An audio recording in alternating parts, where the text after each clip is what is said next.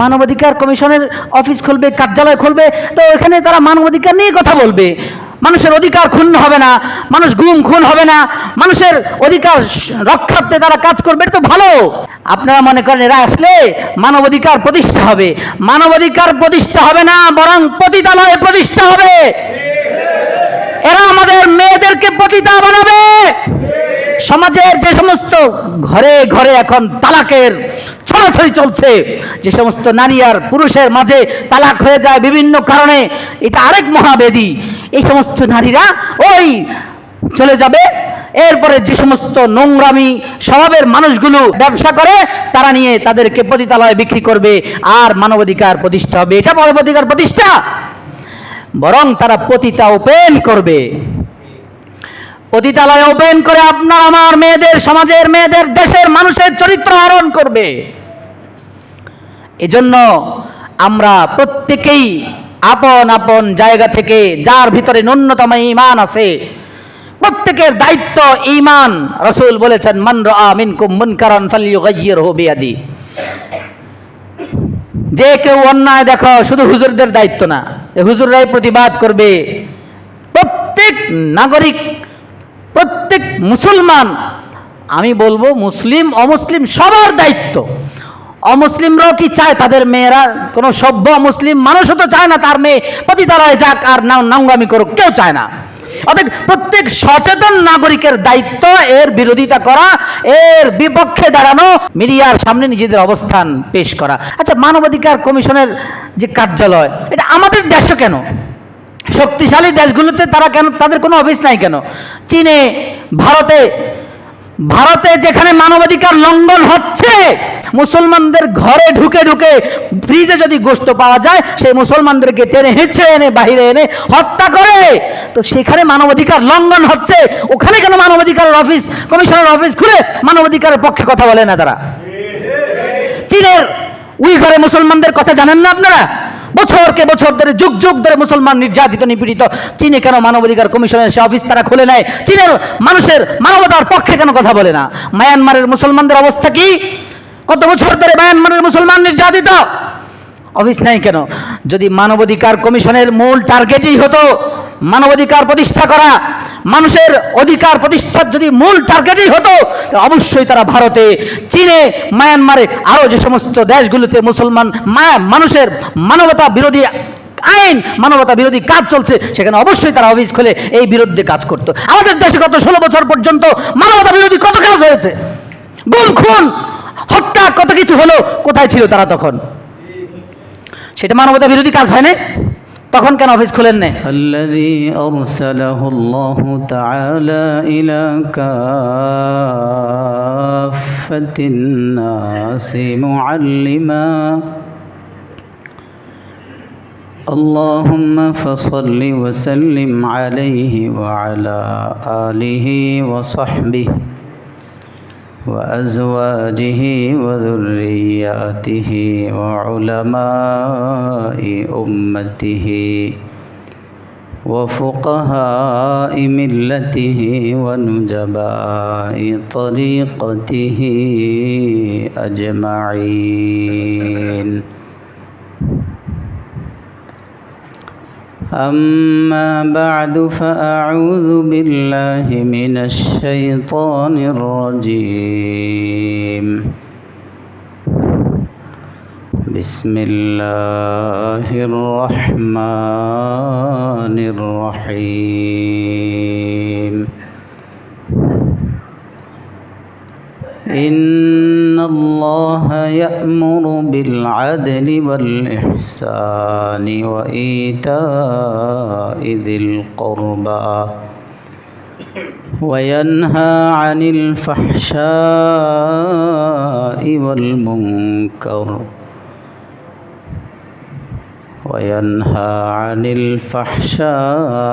والمنكر والبغي يعظكم لعلكم تذكرون. وقال رسول الله صلى الله عليه وسلم: من رأى منكم منكرا فليغيره بيده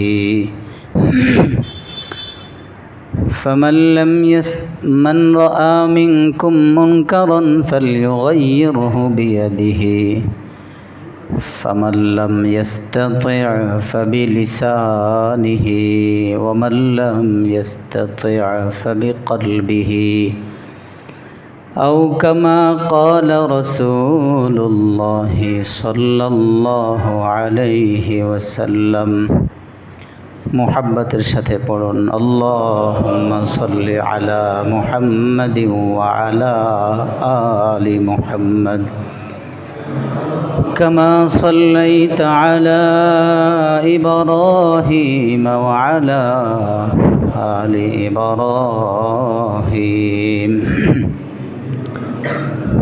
ইন্নাকা হামিদুম মাজিদ اللهم بارك على محمد وعلى آل محمد كما باركت على إبراهيم وعلى آل إبراهيم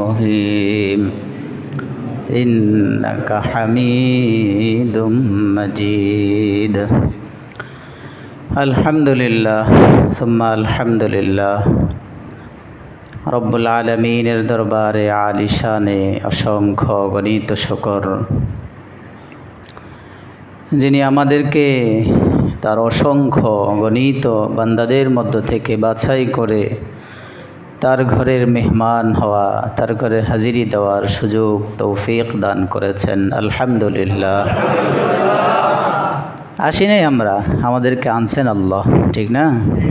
বহু মানুষ তো আছে এখনও রাস্তায় চলছে, কেউ তো বা আছে দুনিয়ার মাসগালায়, দুনিয়ার বিভিন্ন ব্যস্ততায় ব্যস্ত, দুনিয়াটাকেই মূল কাঙ্ক্ষিত গন্তব্য মনে করেছে। এজন্য শুক্রবারের জুম্মাও ছেড়ে দিবে বহু মানুষ, বলেন ঠিক না? আপনি যখন জামাতে দাঁড়ান এর আগ মুহূর্তে দেখেন রাস্তায় কত মানুষ, বালেক পুরুষ, কত যুবক, কেউ তো আছে অসুস্থ, মাজুর, আসার ইচ্ছা থাকা সত্ত্বেও আসতে পারে না। আবার কেউ আছে সব ঠিক, কিন্তু তাকে আসতে দেওয়া হয় নাই, তৌফিক হয় নাই তার, কারণ তার ইচ্ছা নাই। ইচ্ছা থাকলে আল্লাহ রব্বুল আলামিন আল্লাহর ওই বান্দাদেরকে দিয়ে তার ইচ্ছা পূরণ করাই ছাড়েন। এজন্য স্বাভাবিক যে যাকে ভালোবাসে তাকেই সে দাওয়াত করে। আপনি একজনকে ভালো মহব্বত করেন, পছন্দ করেন, তাকেই আপনার বাসায় দাওয়াত দিবেন, তাকেই আপনার বাসায় আমন্ত্রণ জানাবেন। দেখা হলে বলবেন চলো আমার বাড়িতে চলো, বলবেন না? এক কাপ চা খাই আসো। আলহামদুলিল্লাহ, আল্লাহ আমাদেরকে ভালোবাসেন, মহব্বত করেন, পছন্দ করেন, এই জন্যই তো আমাদেরকে তাহলে নিয়ে আসছেন তার ঘরে। দুনিয়ার উদাহরণ তো এমনই, আপনি অপরিচিত কাউকে আপনার বাসায় নেবেন না। আপনার সাথে সম্পর্কহীন একজনকে হঠাৎ করে আপনার বাসায় নিয়ে যাবেন না, তার সাথে কথোপকথন হবে, আলোচনা হবে, একটা পর্যায়ে ভালোবাসা মহব্বত তৈরি হবে, তখন রাখবেন চলেন একদিন বাসায় আসেন, চা খাই একসাথে বসে।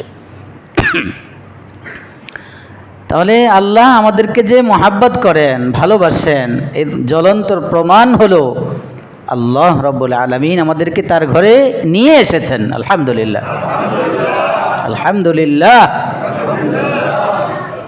হ্যাঁ, এটাই প্রমাণ আমরা তার ঘরে আসতে পারছি, এটাই প্রমাণ যে তিনি আমাদেরকে কি করেন, ভালোবাসেন। আল্লাহর ভালোবাসার কত দাম! হ্যাঁ, আল্লাহর ভালোবাসার কত দাম জানেন? কোনো তুলনা দেওয়া যাবে?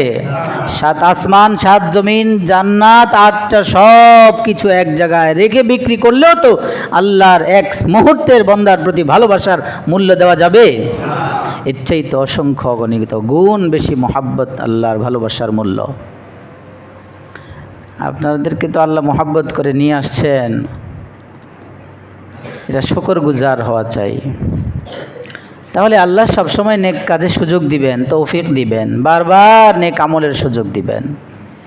এক জুমা পড়েছেন, আরেক জুমার জন্য আল্লাহ আবার এক সপ্তাহব্যাপী প্রস্তুত থাকার সুযোগ দিবেন। আল্লাহর ভালোবাসার মহাব্বত পাওয়ার জন্য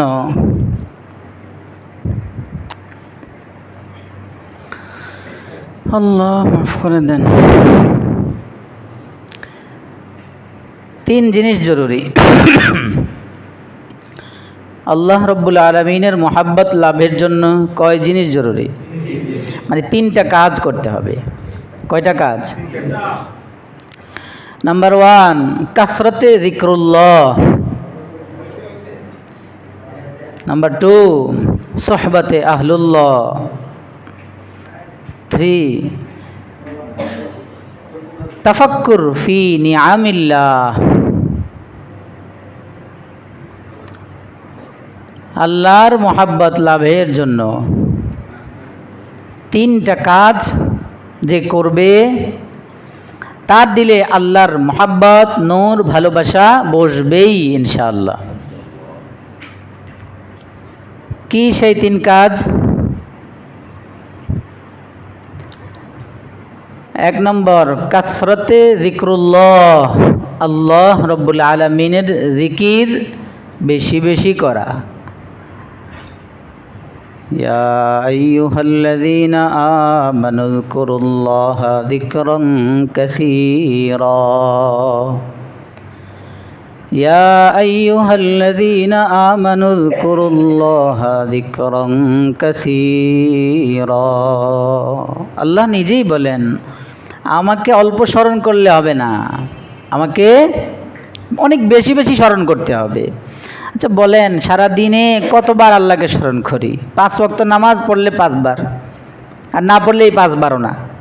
সারা দিনে আল্লাহর নামের স্মরণটা, আল্লাহর নামের জিকিরটা আল্লাহ বলে কয়বার ডাকেন? 100 বার কি ডাকেন না? হাতে গোনা কিছু আল্লাহর গোলাম পাওয়া যাবে যারা তসবিহ নিয়ে সকাল বিকাল 100 করে 200 পড়েন, মাশাআল্লাহ ভালো। কিন্তু সেটার সংখ্যা কম, শতকরা 1%। তাহলে আপনি আল্লাহর মহাব্বত পাওয়ার জন্য যা যা জরুরি সেগুলো করেন না তো। আল্লাহর মহাব্বত লাভ হলে দিলের মধ্যে যখন আল্লাহর মহাব্বত বসবে তখন সমস্ত নেক আমল আপনি মজা পাবেন, না করলে অস্থির লাগবে। তখন জিকরুল্লাহর আমল না করলে ভালো লাগবে না। আরে আমি আল্লাহকে ডাকলাম না তো আজকে 100 বার। 2 নম্বর, আল্লাহর মহাব্বত লাভের জন্য সোহবতে আহলুল্লাহ।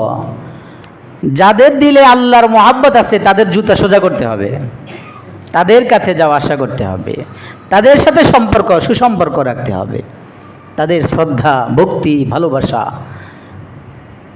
থাকতে হবে। 3, তাফাক্কুর ফি নিআমিল্লাহ। আল্লাহর কত নিয়ামত, ওফি খালকিল্লাহ, আল্লাহর কত সৃষ্টি। আল্লাহর নিয়ামত দেখে ভাত আপনার সামনে আসছে, একটু ভাবেন, বিসমিল্লাহ পড়ে যে শুরু করবেন, অনেক তো বিসমিল্লাহ ছাড়াই শুরু করে দেন, বাম হাতে শুরু করে, দাঁড়ায় শুরু করে, বাস বেদিনদের কালচার নিয়ে আসছি আমরা। বেদিনদের কালচার আজকে আমাদের সমাজে ঢুকে গেছে। বহু মানুষ বাম হাতে খানা পানাহার করাকে নিজের জন্য ক্রেডিট মনে করে, এটাই নিজের কালচার মনে করে। অথচ মুহাম্মদুর রাসূলুল্লাহ সাল্লাল্লাহু তাআলা আলাইহি ওয়াসাল্লামের উম্মতের কালচার, উম্মতের দৃষ্টিভঙ্গি কি হওয়া চাই, কি হওয়া ছিল? তাফাক্কুর ফি নিআমিল্লাহ। আল্লাহ যে নিয়ামত দিলেন, সুম্মা লাতুসআলুন্না ইয়াউমাইযিন আনিন নাঈম। পাইলা আর খাইলা, কোথা থেকে আসলো, কে দিলেন, কার জিনিস খাচ্ছ, একটু ভেবে চিনতে তারপরে ভেতরে লোকমাটা ঢুকাও। কারণ সুম্মা লাতুসআলুন্না ইয়াউমাইযিন আনিন নাঈম,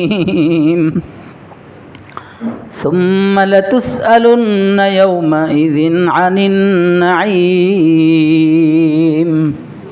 লক্ষ লক্ষ টাকা ইনকাম করছো, মাসের বেতন আসছে, আর খাচ্ছ? কে তোমাকে এত যোগ্যতা দিলেন? এত টাকা ইনকাম করার তৌফিকটা কে দিলেন? তোমার মতো তো আরও 3 হাত 3.5 হাত বডিওয়ালা আল্লাহর গোলাম অভাব নাই। ওদের কেন 10,000 টাকা বেতন? ওদের কেন কষ্ট করে চলতে হয়? তোমাকে কেন এত আরামসে আল্লাহ রাখছেন? ভাবছো কখনো? ثم لتسألن يومئذ عن النعيم الذين يذكرون الله قياما وقعودا وعلى جنوبهم উলুল আলবাব কারা? বুদ্ধিমান কারা? আল্লাহ পরিচয় দিতে গিয়ে বলেন ইয়াতাফাক্কারুনা ফি খালকিস সামাওয়াতি ওয়াল আরদ, আর বলবে রব্বানা মা খালাকতা হাযা বাতিলান সুবহানাক ফাকিনা আযাবান নার। আল্লাহর নিয়ামত ধরে ধরে আল্লাহকে চিনবে, আল্লাহর মারিফত হাসিল করবে। আরে মারিফত আসবে কিভাবে? মারিফতের জন্য যে শর্ত সেটি তো নাই আমাদের। আল্লাহ মারিফতের জন্য দুই জিনিস যার হাসিল হবে তার মারিফত এলাহি হাসিল হবে। তাকওয়াল্লাহ, হুব্বুল্লাহ। আল্লাহর ভয়, আল্লাহর ভয়, যথাযথ ভয় যার ভেতরে থাকবে, আর আল্লাহর মহাব্বত অর্জনের জন্য কয় জিনিস বললাম? এই 3 জিনিস হাসিল করেন, হুব্বুল্লাহ আসবে। আর সর্বক্ষেত্রে আপনার এই ফিকির যেন থাকে, আলাম ইয়ালাম বিআন্নাল্লাহা ইয়ারা ওয়া হুয়া মাআকুম আইনামা কুনতুম ইন্নাল্লাহা লাসামিউন আলিম। এই যে বিভিন্ন জায়গায় আল্লাহ বলে দিলেন, এই ফিকিরটা যেন থাকে, তাহলে তাকওয়াল্লাহ আসবে। अल्लाह मुझे देख रहा है, अल्लाह मेरे सुन रहा है, मुझे अल्लाह सुन रहा है और अल्लाह मुझे देख रहा है। আল্লাহ আমাকে দেখতেছেন, আল্লাহ আমার সব কিছু শুনতেছেন। আমাকে প্রতিটা মুহূর্তে যিনি পর্যবেক্ষণ করেন, শুনেন, দেখেন, জানেন তিনি কে? যার ভেতরে এই জিনিসটা এই মুরাকাবা ঢুকে যাবে, তার ভিতরে ইনশাআল্লাহ তাকওয়া আসবে। ও গুনাহ করবে না। যখনই কোনো অন্যায় তার সামনে আসবে, তার ভিতর থেকে জেগে উঠবে ওয়া হুয়া মাআকুম আইনামা কুনতুম। তার ভিতর থেকে আসবে আল্লাহ আমাকে দেখতেছেন, কেউ দেখে না, আমি মনে করি কেউ নাই, গুনাহটা করে ফেললাম না। আল্লাহ বলেন আমি তোকে দেখি, আমি তোর সাথে আছি। আলাম ইয়ালাম বিআন্নাল্লাহা ইয়ারা। তুমি মনে করো তোমাকে কেউ দেখে না, তুমি কি জানো না আল্লাহ তোমাকে দেখেন? আল্লাহ আমাকে দেখেন, আল্লাহ আমাকে জানেন। ওয়া ইন্নাল্লাহা লাসামিউন আলিম। সামি', তিনি সামি' এবং আলিম, সর্বশ্রোতা, সবচেয়ে বেশি যিনি শুনেন, সবচেয়ে বেশি যিনি দেখেন, যিনি জানেন, তিনি সামি', তিনি আলিম। ও প্রিয় ভাই, তাকওয়া আর হুব্বুল্লাহ, তাকওয়ার জন্য আপনারা এই আমলটুকু শুরু করেন আজকে থেকে। তাকওয়া শুধু মুখে শুনেন, তাকওয়া তাকওয়া হুজুররা বলে তাকওয়া কি? আল্লাহ ভীতি। এই তো অর্জন কিভাবে করবেন? এই তাকওয়া ভীতির জন্য এই 2টা কাজ করেন আপনি। থানবী আলাইহির রহমার মালফুজাতের মধ্যে আছে, হযরতে তার মুরিদানদেরকে এই ওজিফা দিতেন, তুমি এইটা 1000 বার পড়বা দৈনিক, 1 বার 2 বার 100 বার 1000 বার পড়বা। আল্লাহ মুঝে দেখ রাহা হ্যায়, আল্লাহ মুঝে সুন রাহা হ্যায়। আপনি বলেন আল্লাহ আমাকে দেখতেছেন, আল্লাহ আমাকে শুনছেন, আল্লাহ আমার সাথে আছেন, আল্লাহ আমাকে দেখতেছেন। এটা বারবার পড়ে পড়ে মুখের থেকে জপতে জপতে কলবে বসবে। এরপরে দেখবেন আপনার ভেতরে একটা জ্বলে উঠবে বাতি। তাকওয়া, অন্যায় থেকে বাঁচা আপনার জন্য সহজ হবে। অন্যায় দেখলে ঘৃণা লাগবে, অন্যায় দেখলে অস্থির লাগবে, অন্যায়ের কাছেও যেতে মন চাবে না তখন। আল্লাহ ইখলাসের সাথে কথা বলার, শোনার, আমল করার তৌফিক দান করেন। আল্লাহ দিল থেকে আপনার জন্যই কথাগুলো বলার তৌফিক দান করেন। যা গায়রে ইখলাস হয়েছে মাফ চাই, মাওলা দয়া করে মাফ করেই দেন। আল্লাহ হাশরের ময়দানে 3 শ্রেণীর মানুষকে টেনে হেঁচড়ে সর্বপ্রথম আউয়ালু মান ইউসাআরু বিহিমুন নারু ইয়াউমাল কিয়ামা। এক শ্রেণী হলো ওই বক্তা, ওই হুজুর, ওই আলেম, মানুষের কাছে বাবা পাওয়ার জন্য বলেছে। মানুষ বলবে সে অনেক সুন্দর বলতে পারে, অনেক গোছালো আলোচনা করে। মানুষ বলবে অমুকে অনেক সুন্দর সুন্দর কথা বলে, তার ওয়ান শুনুই চলো। এই জিনিসটা অর্জনের জন্য যার দুনিয়ার বয়ান, ইলম, আমল ছিল, তার ধ্বংস অনিবার্য, রসুল বলেছেন। এই হাদিস রওয়ায়াত করতে গিয়ে সাইয়েদনা আবু হুরায়রা রাদিয়াল্লাহু তাআলা বেহুশ হয়ে গেছেন 2-3 বার। আল্লাহ আমাদের সমস্ত আমাল, হারাকাত, সাকানাত, কৌল, ফেল সব কিছু ইখলাসওয়ালা বানায় নেন। ইখলাসের সাথে করার তৌফিক দান করেন। লা হাওলা ওয়ালা কুওয়াতা ইল্লা বিল্লাহ। মানে পড়েন আর বলেন লা হাওলা, গায়রে ইখলাস থেকে বাঁচার সুযোগ তৌফিক আমার পক্ষে নাই।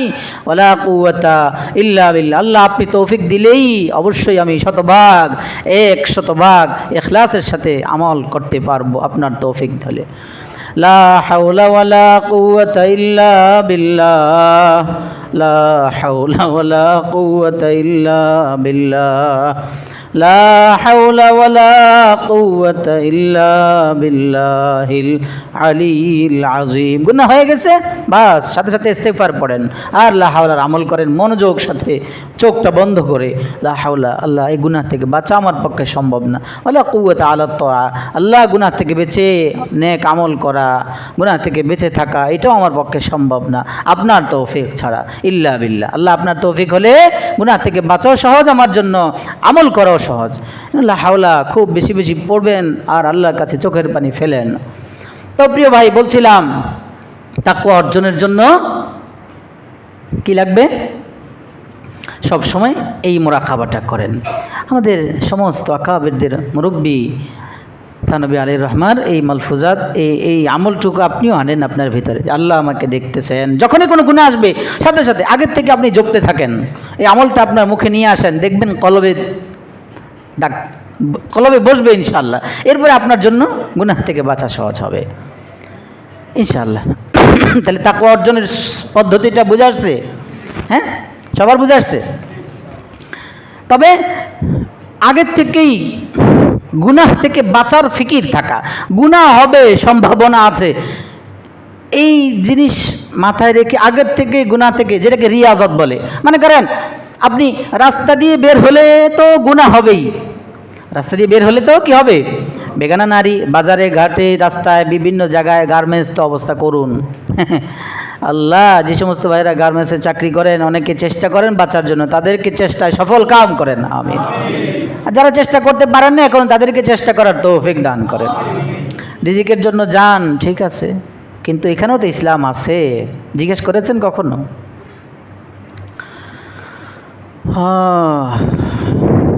তাহলে আগের থেকে সতর্ক থাকা, যেটাকে রিয়াদত বলে। যে আমি এখন বাজারে যাব আমার দৈনন্দিন প্রয়োজন পূরণের জন্য, তো বিসমিল্লাহ তাওয়াক্কালতু আলাল্লাহ পড়ে বাসা থেকে তো বের হলাম, দোয়াটা পড়ে নেই, আল্লাহুম্মা ইন্নী আউযু বিকা মিন ফিতনাতিন নিসা, আল্লাহ মহিলাদের ফিতনা থেকে আমাকে বাঁচাও। দোয়াটা বাংলায় পারি, আরবি পারি, পড়ে নেই। এরপরে দোয়া, বাজার যাইতেছি, লা ইলাহা ইল্লাল্লাহু ওয়াহদাহু লা শারীকা লাহু লাহুল মুলকু ওয়া লাহুল হামদু ইউহয়ী ওয়া ইউমীতু ওয়া হাইয়্যুল লা ইয়ামুতু বিয়াদিহিল খায়রু ওয়া হুয়া আলা কুল্লি শাইইন কাদির। পড়ে বের হন না। 20 লক্ষ নাকি, আরে কত নাকি জানি, 20 লক্ষ মনে হয় নাকি। বাজার কোনটা? বউ বাজারটাই শুধু বাজার না, বাজারের ওলামায়ে কেরাম এটা তর্জমা লিখছেন। বাজার সংজ্ঞা কি? যেই রাস্তার যে 2 পাশে দোকান আছে ওইটাই বাজার। 2 ধারে দোকান বের হলে ওইটাই কি? বাজারের হুকুমে। অতএব বাসা থেকে বের হলে তো আপনাদের 2 ধারে দোকান, বাস বের হওয়ার সময় দোয়াটা পড়ে বের হন। আর দোয়াটা পড়লে কি নাকি জানি, 20 লক্ষ না কত নাকি জানি, ভুলে গেছি। আল্লাহ আমাদেরকে তৌফিক দান করেন। তো আমি বলছিলাম গুনাহ থেকে বাঁচার জন্য আগে নিজেকে চেষ্টা করতে হবে যে আমি আল্লাহ আমাকে দেখতেছেন, আল্লাহ আমার সাথে আছেন, এই একটা ফিকির নিয়ে কি করা, সব সময় টাকা। আর বলছিলাম আগের থেকেই যে আমি বের হইলে তো এখন গুনাহ হবে, বাস আমাকে আগের থেকেই সতর্ক, আমি এদিক সেদিক তাকাবো না। কুল্লিল মুমিনিনা ইয়াগুদ্দু মিন আবসারিহিম ওয়া ইয়াহফাযু ফুরুজাহুম। আল্লাহ বলেছেন মুমিনরা আসমানের দিকে তাকাইলো তুমি গুনাহ থেকে বাঁচতে পারবে না, জান্নাত দুই ডানে বামে তাকাইলো গুনাহ থেকে বাঁচতে পারবে না, পিছনে সামনের দিকে তাকাইলো গুনাহ থেকে বাঁচতে পারবে না। গুনাহ থেকে বাঁচার উপায় হলো কুল্লিল মুমিনিনা ইয়াগুদ্দু মিন আবসারিহিম, নিচের দিকে তোমার চোখটা দিয়ে হাঁটো, নিম্নগামী হয়ে হাঁটো। তাহলে এটা হলো রিয়াদত। গুনাহ হয়ে যাবে আশঙ্কায়, গুনাহ সামনে নাই, আগের থেকেই সতর্ক, গুনাহ হওয়ার আশঙ্কা হতে পারে, বাস আগের থেকে আমার সচেতনতার সাথে চলা, আমি নিচের দিকে তাকিয়ে তাকিয়ে হাঁটি, এটা রিয়াদত। আরেকটা হলো আপনি হাঁটতেছেন অনিচ্ছায় চোখ পড়ে গেছে, বাস চোখ পড়ে গেছে, ওখান থেকে পরে নামায়া চোখ বন্ধ না, বা চোখ পড়ে গেছে আরে বন্ধ, হাঁটতেছেন চোখ পড়ে গেছে অনিচ্ছে, চোখটা বন্ধ করে এরপরে সরান, এটা হলো মুজাহাদা। আমরা রিয়াজত মুজাহাদা অনেকে শুনেন না, মানে আগের থেকেই সতর্ক থাকবো যে গুনাহ যেন আমার দ্বারা না হয়, এই জন্য আগের থেকেই গুনাহ মুক্ত থাকার জন্য যা যা মেহনত দরকার, চোখটাকে অবনত রেখে নিচের দিকে তাকিয়ে হাঁটা, তাহলে আমার দ্বারা গুনাহ হবে না। আচ্ছা হয়েই গেল, এবার মুজাহাদার আমল করতে হবে। কি তাকালাম কোনো কাজের জন্য, কোনো প্রয়োজন পূরণের জন্য আমি আমার, তারপরে অনিচ্ছায় অনাকাঙ্ক্ষিত আমার সামনে কোনো নাফরমানির ছবি চলে আসলো, চোখটা ওখান থেকে কলাটা মাথাটা নামিয়ে তারপর চোখ বন্ধ না, ওখানে ওর মধ্যে দিয়ে চোখটাকে বন্ধ করে এরপরে আমার, নাহলে তো আপনি ওই লাকার নজর সানি যেটা ওইটা হয়ে যাবে, এর একবারের মধ্যেই দুই নজর হয়ে যাবে। আমরা অনেকে মনে করি যে প্রথম দৃষ্টি তো জায়েজ, দ্বিতীয় দৃষ্টি না, একবার প্রথম 5 মিনিট দেখে লই না, এই প্রথমের মধ্যে কয়েকশোবার নজর হয়ে গেছে। হাদিস আলী রাদিয়াল্লাহু তাআলা রিওয়ায়াত যেটা, যে আমরা সমাজ এটা জানে যে প্রথম দৃষ্টিতে জায়েজ, ভালো করে দেখে লও, এটা ব্যাখ্যা অপব্যাখ্যা করা যাবে না, জিহ্বা কেটে দিবে।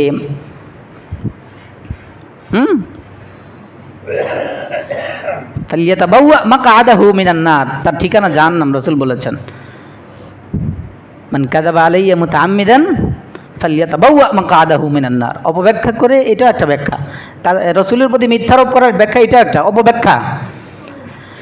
আল্লাহ আমাদেরকে গুনাহমুক্ত জীবন দান করেন। তাহলে রিয়াজত বুঝে আসছে, আগের থেকেই সতর্ক থাকা হয়ে গেছে, চোখ ওদিকে থেকে না, মাথা ঝুঁকানোর আগেই চোখটা ওখান থেকেই বন্ধ করে, বাস আমার দিকে তাকান, আপনি নিচের দিকে হাঁটছেন, উঠেছেন আর উঠাইছেন আরে কোনো গুনাহ সামনে, বাস আপনি চোখ খুলে এরপর নিচে নামাবেন না, ওখান থেকেই কি ঝলকের আগেই বন্ধ করা, এটা হলো লাকাল উলা, প্রথমটা জায়েজ। তাহলে এটার জন্য আপনার ঈমান, হালাওয়াতে ঈমান আল্লাহ দান করবেন, জান্নাত আল্লাহ দান করবেন, সওয়াব এটার জন্য। তাহলে তাকওয়া অর্জনের পদ্ধতিগুলি বুঝে আসছে ভাই। আর বললাম আল্লাহর মারিফত অর্জনের জন্য কয় জিনিস? 1 নম্বর কাসরাতে যিকরুল্লাহ, বেশি বেশি আল্লাহর জিকির। 2 নম্বর সহবতে আহলুল্লাহ, আল্লাহ ওয়ালাদের সহবত উঠানো। 3 নম্বর আল্লাহর নেয়ামত রাজি, নেয়ামতগুলোকে নিয়ে ভাবা, চিন্তা, খুব আল্লাহকে চিনা। আজকে আমাদের সমাজ গুনাহ এটা অনেক সহজ, আমাদের সমাজের মানুষের গুনাহ এখন আমাদের একেবারে কাছে, বাঁচা অনেক কঠিন। শাহ আব্দুল আজিজ মুহাদ্দিসে দেহলভী রহমতুল্লাহ আলী, তাদের চারিত্রিক চরিত্র কত সুন্দর ছিল। সব সময় শাহ আব্দুল আজিজ মুহাদ্দিসে দেহলভী রহমতুল্লাহ আলীর ক্লাসে উনি যান, জাগির বাড়ি থেকে কোথায় যান? হজরতের ক্লাসে যান, শত শত হাজার হাজার ছাত্র পড়ান। তো শাহ আব্দুল আজিজ মুহাদ্দিসে দেহলভী রহমতুল্লাহ আলাইহির দরসে ক্লাসে বসার জন্য জাগির বাড়ি থেকে প্রতিদিন যে রাস্তা দিয়ে বের হন, বের হলেই আচ্ছা যারা তাকওয়াওয়ালা, যারা আল্লাহর ভয় ভীত যে সমস্ত গোলামরা, তাদের চেহারা হয় লাবণ্যময়ী, হোক সে কালো, সুন্দর হলেও ভাল লাগে। দেখেন না মাদ্রাসা ছাত্রদেরকে তাকাইলে সব ভাল লাগে, সব ফেরেশতা। ও আল্লাহ মাফ করে দেন। তো একটা মহিলা যুবতী মেয়ে, তার চোখ পড়েছে হুজুরের দিকে, প্রতিদিন বাজার দরজার সামনে দিয়ে যায়, আর পিছন থেকে হুজুরের ওই ছাত্র নিচের দিকে তাকায় তাকাই হাঁটে, আগে থেকে রিয়াজতের আমল করে। প্রতিদিন হুজুর বলে ডাক দেয়, তাকান না, প্রতিদিন ডাকে, একদিনও তাকান না। এখন কি কৌশলে তাকে আনা যায় তার খায়সাত পূরণের জন্য? সে নাউজুবিল্লাহ ভিন্ন চেষ্টা চালাচ্ছে। এবার পাঠিয়েছে একদিন একটা ছোট বাচ্চিকে, যে বলো হুজুরকে বাসায় আসার জন্য, আমরা একটা মাসআলা জানবো। এবার হুজুরের মাথায় আসলো ওই তালেব এলেম যিনি শাহ আব্দুল আজিজ মুহাদ্দিস দেহলভী রহমতুল্লাহ আলের ছাত্র, সাগরিদ, দরসে হাজিরি দেওয়ার জন্য, পড়ার জন্য যাচ্ছেন। প্রতিদিন যাওয়ার প্রতি বেগানা নারী ডাকে, হুজুর ছাত্র আর তাকায় না, এগুলি তাকাইলে গুনাহ হবে, আল্লাহ নারাজ হবেন, কথা বললে গুনাহ হবে, আল্লাহ নারাজ হবেন, আল্লাহ আমাকে দেখছেন, আল্লাহ আমার সাথে আছেন, এই ভয় নিয়ে চলেন। এমন একজন তালিবুল এলেম। কিন্তু একদিন যখন বললো মাসআলা জানবো, তো ওনার ওই মাসআলা মনে আসলো যে আরে কেউ যদি মাসআলা জানতে চায় আর জানা সত্ত্বেও না বলি, তাহলে তো আমার জন্য কাল হাসরের ময়দানে জবাবদেহি তার কাঠগড়ায় দাঁড়াইতে হবে। এই জন্য ছোটো মেয়ে বাচ্চার সাথে তিনি গেলেন। যাওয়ার সাথে সাথেই তার তো গান্দা নিয়ত আগের থেকেই, বাসার দরজা বন্ধ করে অর্ধলঙ্গ হয়ে তার খায়েশাতের কথা পেশ করলো। তিনি বললেন, আমাকে কি জন্য এনেছো বলো, আমি কি মাসালা সেটা জানাও, বলো, আমি উত্তর দিয়ে চলে যাই। বলে তুমি বুঝো না, নাউজুবিল্লাহ, তার খায়েশাতের কথা।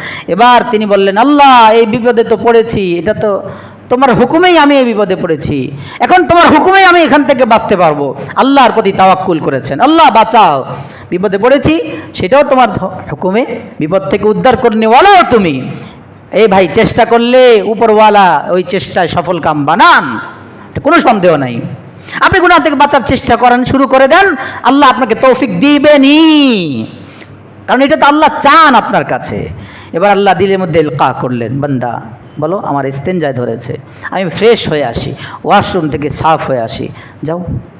বললেন, বলছে ঠিক আছে, আমার এখানেই আছে, যাও রুমেই যাও, ফ্রেশ হয়ে আসো। এবার গিয়ে ওখান থেকে বাথরুমের ময়লা হাতে তুলে শরীরে, চেহারায়, পুরো শরীরে মেখে আসছে। বলে বলো কি তোমার কি চাহিদা পূরণ করতে হবে? বলে মেথরের ছেলে, মেথর বেরো বেরো। এখন কোথায় গেল সেই খায়েশাত? এই খায়েশাত এটাই, যেটা উপরে দেখা যায়, এটাই খায়েশাত। এই জৈবিক চাহিদা যেটা হারাম, যেটা ভিতরে লালন করছিল এতক্ষণ, সেটা এই যে ময়লা যেটা দেখা যায় শরীরে, এটাই বাস্তবতা, এটাই বাস্তবতা। তাড়াহুড়া করে আল্লাহ বাঁচিয়ে দিলেন, দরজা খুলে দিল, বের হয়ে চলে আসলেন। দর্শে তো যেতে হবে, দেরি হয়ে গেলে তো হুজুর নারাজ হবেন। প্রতিমধ্যেই বা জাগির বাড়িতে বা প্রতিমধ্যেই ডিগিতে নেমে গোসল করে, সাবান আর কোথায় পাবেন, বাস ভালো করে ঘষে মেজে দর্শে গিয়ে হাজির হলেন। সবার শেষে পিছনে বসলেন। দরজা খুলে বসার সাথে সাথে পুরো এলাকা, পুরো দরজগাহ, ক্লাসরুম সুঘ্রাণে, সুগন্ধে সুগন্ধিত হয়ে গেল। হুজুর নিচের দিকে তাকিয়ে তাকিয়ে পড়েন, কে আসছে না আসছে দেখেন না, কিন্তু আজকে হুজুর মুহূর্তের মধ্যে বললেন, কেড়ে আসছো বাবা? ছাত্র তো বুঝেছে, হায় রে আমার দুর্গন্ধ তো আমি সাবান দিয়ে ধুতে পারি না, মনে হয় হুজুরের কাছে গন্ধ চলে গেছে। হুজুর বলেন, কে আসছো, দাঁড়াও, এত মজাদার সুঘ্রাণ দিয়া হুজুর, কে আসছো, চমৎকার এত আরামদায়ক সুগন্ধি শরীরে কে মেখেছো, একটু দাঁড়াও, কে মেখেছে একটু দাঁড়াও। তিনি বলেছেন, ভাবছেন যে মনে হয় হুজুর চিৎকারি করতেছে, দাঁড়ায় না দাঁড়ায় না। ওহ, কত বড় তাকওয়াওয়ালা মানুষ আপনি ভাবেন। গুনাহ থেকে আমরা কি এই মুহূর্তে এইভাবে এই পদ্ধতি অবলম্বন করে বাঁচতে চেষ্টা করতাম? জানি না। আল্লাহকে পাওয়ার জন্য কি চেষ্টা, কি চরিত্র, কি আখলাক, কি তাকওয়া তাদের। আর আজকে আমাদের সমাজের চিত্র কি? মেয়ে, বাবা মা যখন মেয়ে সন্তানকে গুনাহ থেকে বাঁচার জন্য বলে, মোবাইলে নোংরা ছবি নাফরমানি না দেখতে বলে, তখন বাবা মার প্রতি উগ্র আচরণ করে কি করে না? ছেলে মেয়ে বাবা মার কথা শুনেন। আপনারা দেখেন না, কয়েকদিন আগে সোশ্যাল মিডিয়াতে এক মেয়ে, তার বাবা মা তাকে শাসন করেছে। বাবা মা শাসন করবে, এটাই তো নৈতিক দায়িত্ব বাবা মার, এটাই তো বাবা মা। প্রত্যেক ছেলে মেয়েকে শাসন করবে কে? বাবা মা করবে না? বাবা মা আখলাক শিখাবে না, আদব শিখাবে না? আপনারা দেখেন না, এক মেয়ে ইংলিশ মিডিয়াম পড়ান, ইংলিশ মিডিয়াম বাধা নাই, কিন্তু ইংলিশ মিডিয়ামে পড়ানোর আগে কোরআনি মিডিয়ামে পড়ায়া আখলাক চরিত্র ঠিক করে তারপর আপনি যা মন চায় করেন। মেয়ে আর কোনোদিন, ছেলে আর কোনোদিন আপনার বিপক্ষে, আপনার বিরুদ্ধে, আপনার চোখের দিকে আঙ্গুল তুলে, আপনার চোখে চোখ রেখে কখন আপনার বিরুদ্ধে কথা বলবে না। আগে বাংলা মিডিয়াম, ইংলিশ মিডিয়াম বাদ দিয়ে কোরআনি মিডিয়ামে পড়ায়া আল্লাহ রসুলের নীতি, নৈতিকতা, আখলাক, চরিত্র, আদর্শ শিখান। আব্বা আম্মার খেদমত, আব্বা আম্মার সম্মান কি জিনিস শিখায় দেন। কত বড় স্পর্ধা, মা বাবা শাসন করেছে, ওই মেয়ে আবার আদালতে গিয়ে বাবা মার নামে, বাবা মার বিরুদ্ধে মামলা করেছে। আপনি বুঝেন কোথায় গেল আমাদের আখলাক, আমাদের নৈতিকতা, আমাদের চরিত্র। এত অধঃপতনে আমাদের এই সমাজ, আমাদের এই দেশ। এরপরে ওই মুহূর্তে যখন দরকার আমাদের চরিত্র সোজা করার জন্য রাহবারে উম্মত, আহলুল্লাহদের সোহবত, আল্লাহ ওয়ালাদের সংস্পর্শে বাচ্চাদেরকে পাঠিয়ে পাঠিয়ে আমাদের মেয়েদেরকে, ছেলেদেরকে সোজা করা, আখলাক শেখানো, ওই মুহূর্তে আমাদের দেশে জাতিসংঘ থেকে মানবাধিকার কমিশনের অফিস খোলার জন্য আমাদের সরকার প্রধানের কাছে চিঠি পাঠায়, আর সরকার প্রধান এবং তার উপদেষ্টা মণ্ডলী সবাই মিলে এটার অনুমোদনের একটা খসড়া অনুমোদন দিয়েও ফেলেছে। নাউজুবিল্লাহ। মানবাধিকার কমিশনের অফিস খুলবে। আপনারা বলবেন হুজুর সমস্যা কোথায়? মানবাধিকার কমিশনের অফিস খুলবে, কার্যালয় খুলবে, তো এখানে তারা মানবাধিকার নিয়ে কথা বলবে। মানুষের অধিকার ক্ষুণ্ণ হবে না, মানুষ গুম খুন হবে না, মানুষের অধিকার রক্ষার্থে তারা কাজ করবে, এটা তো ভালো। ওরে ভাই, তারা কি মানবাধিকার অফিস খুলে, মানবাধিকার কমিশনের অফিস খুলে কি মানবাধিকার প্রতিষ্ঠা করবে আপনি বুঝেন না? যে সমস্ত দেশগুলোতে, যে সমস্ত দেশগুলোতে মানবাধিকার কমিশনের অফিস আছে জাতিসংঘের, আপনি খবর নিয়ে দেখেন ওই দেশের অবস্থা কি। এর সুফল না কুফল? কুফল শুরু হয়ে গেছে। খসড়া অনুমোদনের পরেই বাংলাদেশ ব্যাংক, যেই ব্যাংকের নীতি ছিল নারীরা শালীন এবং মার্জিত পোশাক পরে নিজেদের কর্মস্থলে আসবে, সেটা মাশাআল্লাহ এখন লিখে দিছে নারীদের জন্য যেই নীতি ছিল, আইন ছিল মার্জিত এবং শালীন পোশাক পরে কর্মস্থলে আসার, সেই নির্দেশ তুলে নেওয়া হলো, যার যার ইচ্ছা মতো পোশাক পরে আসতে পারবে। তার মানে এই যে মানবাধিকার কমিশনের অফিস খোলার আগেই আপনাদের দেশের অবস্থা শুরু হয়ে গেছে। এবং মানবাধিকার কমিশনের যেই প্রতিনিধি আসতে চায়, সে সরাসরি সে একজন সমকামী। সে কি সমকামী? সমকামী বুঝেন না? মেয়ে মেয়ের সাথে করবে, ছেলে ছেলের সাথে করবে, যেটা ইসলাম হারাম করেছে, যেটার জন্য খোদাই গজব আসমান থেকে কওমে লূতের জন্য এসেছে। এবং তার কত বড় স্পর্ধা, সে নিজে তো আসবে কমিশনের পক্ষ থেকে অফিস খুলে কার্যক্রম চালানোর জন্য, সে তার সমকামী সঙ্গীকে নিয়ে আসার জন্য পর্যন্ত আবেদন করেছে। আর সরকার এবং সরকারের যারা আছে তারা এটাকে অনুমোদন দিয়ে ফেলেছে। নাউজুবিল্লাহ। অথচ দেশের, সমাজের, আমাদের দেশের সমস্ত সচেতন নাগরিক যেখানে সবাই মিলে সংঘবদ্ধভাবে প্রতিবাদ জানিয়েছে, সমস্ত ওলামায়ে কেরাম, আলেম সমাজ যার প্রতিবাদ জানাচ্ছে, সেই আলেমদেরকে, সমস্ত সচেতন নাগরিককে এবং দেশপ্রেমিক সমস্ত নাগরিকদের এই বাক্যকে, এই স্লোগানকে, তাদের এই দায়িত্ব, তারা যে প্রতিবাদ করেছে, এই প্রতিবাদকে তারা মানে উড্ডয়ন করে মুহূর্তের মধ্যে তারা এই সব কিছুকে খান খান করে একটা খুল্লুম খোলা, যেখানে সমকামী প্রতিষ্ঠা হবে, যেখানে আমাদের দেশের রাষ্ট্রীয় আইন কি জানেন? সমকামিতার ব্যাপারে আমাদের রাষ্ট্রীয় প্রচলিত আইন হলো, আপনারা জানেন না, রাষ্ট্রীয় প্রচলিত আইন আছে। এই আইন হলো যেই ব্যক্তি সমকামিতা করবে ধরা পড়বে, তার জন্য দণ্ডনীয় আছে, তার জন্য জেল আছে, সে জেলখানে আবদ্ধ হবে, কত বছর তার জেল জানি না আছে। তা আপনি বলেন, যেটা রাষ্ট্রীয় আইন, রাষ্ট্রীয় আইনে যেটা অপরাধ, রাষ্ট্রের প্রধানের মাধ্যমে রাষ্ট্র যারা চালায়, তারা কিভাবে, যেটা রাষ্ট্রীয় আইনে অপরাধ, যেই কাজ করলে রাষ্ট্রীয় আইনে অপরাধ, জেল তাদের জন্য নির্ধারিত আছে, তাহলে সেই কাজটা রাষ্ট্রীয়ভাবে কিভাবে অনুমোদন দেয়? আপনারা মনে করেন এরা আসলে মানবাধিকার প্রতিষ্ঠা হবে? মানবাধিকার প্রতিষ্ঠা হবে না, বরং পতিতালয় প্রতিষ্ঠা হবে। এরা আমাদের মেয়েদেরকে পতিতা বানাবে। সমাজের যে সমস্ত ঘরে ঘরে এখন তালাকের ছড়াছড়ি চলছে, যে সমস্ত নারী আর পুরুষের মাঝে তালাক হয়ে যায় বিভিন্ন কারণে, এটা আরেক মহাবেদী।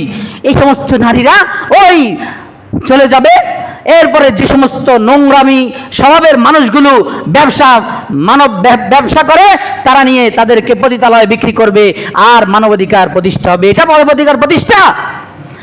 বরং তারা পতিতা ওপেন করবে, পতিতালয় ওপেন করে আপনার আমার মেয়েদের, সমাজের মেয়েদের, দেশের মানুষের চরিত্র হরণ করবে। এজন্য আমরা প্রত্যেকেই আপন আপন জায়গা থেকে, যার ভিতরে ন্যূনতম ঈমান আছে, প্রত্যেকের দায়িত্ব ঈমান। রাসূল বলেছেন, মান রাআ মিনকুম মুনকারান ফালইয়ুগাইয়িরহু বিয়াদি। যে কেউ অন্যায় দেখো, শুধু হুজুরদের দায়িত্ব না, হুজুররাই প্রতিবাদ করবে। প্রত্যেক নাগরিক, প্রত্যেক মুসলমান, আমি বলবো মুসলিম অমুসলিম সবার দায়িত্ব। অমুসলিমরাও কি চায় তাদের মেয়েরা, কোনো সভ্য মুসলিম মানুষও তো চায় না তার মেয়ে পতিতালয়ে যাক আর নোংরামি করুক, কেউ চায় না। অতএব প্রত্যেক সচেতন নাগরিকের দায়িত্ব এর বিরোধিতা করা, এর বিপক্ষে দাঁড়ানো, নিজেদের অবস্থান তৈরি করে মিডিয়ার সামনে নিজেদের অবস্থান পেশ করা, এবং তাহলেই বলতে পারবেন আল্লাহর সামনে যে আল্লাহ, আমরা আমাদের চেষ্টা করে গিয়েছি। মানবাধিকার কমিশনের যে অফিস আমাদের দেশে খোলার জন্য তারা চেষ্টা করেছে, আমরা এর বিপক্ষে ছিলাম, আমরা এর পক্ষে ছিলাম না। আল্লাহ আমাদেরকে বাঁচিয়ে দাও। ও প্রিয় ভাই, মানবাধিকার কমিশনের অফিস খোলা মানে আমাদের ছেলেমেয়েরা ধীরে ধীরে পশ্চিমা অসভ্যতা শিখবে, নোংরা পোশাক পরবে, আপনার হাতছাড়া হবে, আপনার কন্ট্রোলের বাহিরে চলে যাবে। আল্লাহ সবাইকে সহিহ বুঝ দান করেন। এজন্য দোয়া করা, খুব বেশি কান্নাকাটি করা, আল্লাহর কাছে বলা যে আল্লাহ, আমাদের দেশে যেন এই নোংরা জিনিস যেন প্রতিষ্ঠা না হয়। শকুনের থাবা যেন আমাদের দেশটা ভৌগোলিক ম্যাপ অনুযায়ী একটা সুন্দর একটা পরিবেশ, একটা জায়গায় আমাদের দেশ। এই জন্য এটার উপরে সবার চোখ পড়ে। আচ্ছা, মানবাধিকার কমিশনের যে কার্যালয়, এটা আমাদের দেশে কেন? শক্তিশালী দেশগুলোতে তারা কেন, তাদের কোনো অফিস নাই কেন? চীনে, ভারতে যেখানে মানবাধিকার লঙ্ঘন হচ্ছে, যেখানে মুসলমানদেরকে প্রতিদিন নিয়মিত মুসলমানদেরকে হত্যা করছে, মুসলমানদের ঘরে ঢুকে ঢুকে ফ্রিজ খুলে গোশত থাকলে সাথে সাথে তার উপর অ্যাটাক করে, না থাকলেও কোনো জিনিসকে অজুহাত দিয়ে তাকে ওখানেই রক্তাক্ত করে, হত্যা করে। কেন? এই মুসলমানরা তাদের মা গরু জবাই করে গোশত কেন খায়? এই জন্য। অথচ রিপোর্ট অনুযায়ী সারা বিশ্বের দ্বিতীয় স্থানে আছে এই ভারত, ইন্ডিয়া, যারা গরুর গোশত রপ্তানি করে, এটা দ্বিতীয় স্থানে তারা আছে। তো যেখানে তারা নিজেরা গরুর গোশত রপ্তানি করে, আর ওখানে মুসলমানদের ঘরে ঢুকে ঢুকে ফ্রিজে যদি গোশত পাওয়া যায়, সেই মুসলমানদেরকে টেনে হেঁচড়ে এনে বাহিরে এনে হত্যা করে, তো সেখানে মানবাধিকার লঙ্ঘন হচ্ছে। ওখানে কেন মানবাধিকার কমিশনের অফিস খুলে মানবাধিকারের পক্ষে কথা বলে না তারা? চীনের উইঘরে মুসলমানদের কথা জানেন না আপনারা? বছর ধরে, যুগ ধরে মুসলমান নির্যাতিত, নিপীড়িত। চীনে কেন মানবাধিকার কমিশনের সে অফিস তারা খুলে নেয়? চীনের মানুষের মানবতার পক্ষে কেন কথা বলে না? মায়ানমারের মুসলমানদের অবস্থা কি? কত বছর ধরে মায়ানমারের মুসলমান নির্যাতিত, অফিস নাই কেন? যদি মানবাধিকার কমিশনের মূল টার্গেটই হতো মানবাধিকার প্রতিষ্ঠা করা, মানুষের অধিকার প্রতিষ্ঠার যদি মূল টার্গেটই হতো, অবশ্যই তারা ভারতে, চীনে, মায়ানমারে, আরও যে সমস্ত দেশগুলোতে মুসলমান মানুষের মানবতা বিরোধী আইন, মানবতা বিরোধী কাজ চলছে, সেখানে অবশ্যই তারা অফিস খুলে এই বিরুদ্ধে কাজ করত। আমাদের দেশে গত 16 বছর পর্যন্ত মানবতা বিরোধী কত কাজ হয়েছে, গুম খুন হত্যা কত কিছু হলো, কোথায় ছিল তারা তখন? সেটা মানবতা বিরোধী কাজ হয় না? তখন কেন অফিস খুলেন না? এখন একটা তত্ত্বাবধায়ক সরকারের কি এই ক্ষমতা আছে? এটা তো গণতান্ত্রিক দেশ, গণতন্ত্রে মানুষের সবার ভোট নির্বাচিত যারা, তারাও তো এই সাহস পায় নাই। আল্লাহ তাদেরকে হেদায়েত দান করেন, সহিহ বুঝ দান করেন। এই সমস্ত নোংরামি অফিস আমাদের দেশে, আমাদের এই পবিত্র ভূমিতে, শাহজালাল, শাহপরান, শাহ মখদুমের দেশে, পবিত্র ভূমিতে যেন কোনো নাপাক কাজ করতে না পারে। সবার ঈমানি শক্তিকে বলিয়ান করতে হবে। আল্লাহ তৌফিক দান করেন। হুজুর গেলেন ঘন্টায় বসছেন ছাত্র। হুজুর বললেন, কে রে ভাই? ভাবছে মনে হয় টিটকারি করে, দাঁড়ায় বললে, হুজুর মাফ চাই, আমি চেষ্টা করেছি, গোসল করে ভালো করে ধুয়ে আসতে চেষ্টা করেছি, হুজুর মনে হয় গন্ধ রয়ে গেছে, মাফ করে দেন। বলে, কি হলো কি হলো? কৌতূহল জাগলো না আরো? এবার ঘটনা খুলে বললেন, আর হুজুর বললেন, বাবা রে, দুর্গন্ধ এক ফুটা ওঠে, একটু দুর্গন্ধ আমার মুখে, আমার নাকে আসে নাই, আমি তোমার শরীর থেকে মিশক আম্বরের সুঘ্রাণ আমার নাকে এসেছে। সুবহানাল্লাহ। এটাই হলো তাকওয়ার সুফল, এটা হলো আল্লাহ ভীতির সুফল। আল্লাহ ভীতি নিয়ে আল্লাহ আমাদেরকে চলার বলার তৌফিক দান করেন। আল্লাহ সব কিছু আল্লাহর জন্য ইখলাসের সাথে করার তৌফিক দান করেন।